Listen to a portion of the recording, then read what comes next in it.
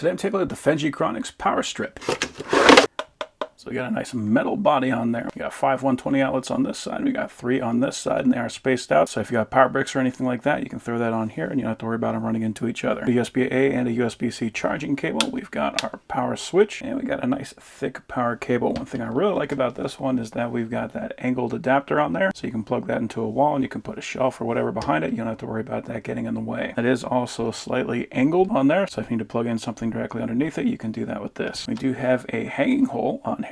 We also have this nice channel, and we can use that to wrap our cable up so that we can put that whole thing up when we're done. We don't have to worry about that cable hanging off loose. So it looks like a fairly well designed power strip. Let's go ahead and plug that guy in and turn it on. We can see we have an LED indicator on there as well as a light right there to let us know that it is on. Let's check the USB port to make sure that that does work. And we can see that we are charging. Sometimes I just want to take a flamethrower to this whole thing.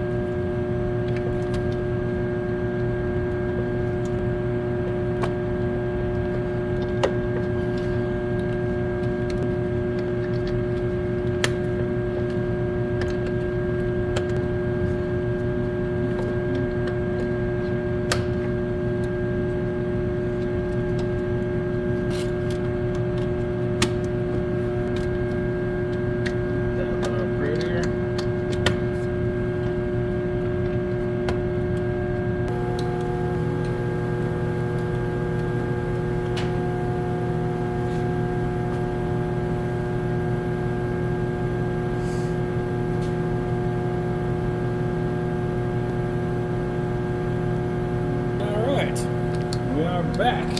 So yeah, as we're collecting more and more electronic devices, it is nice having a nice splitter like this, especially one with surge protection on it, and the USB port, so if we need to charge up our phone, we got that as an option. So overall, that is an excellent little power strip.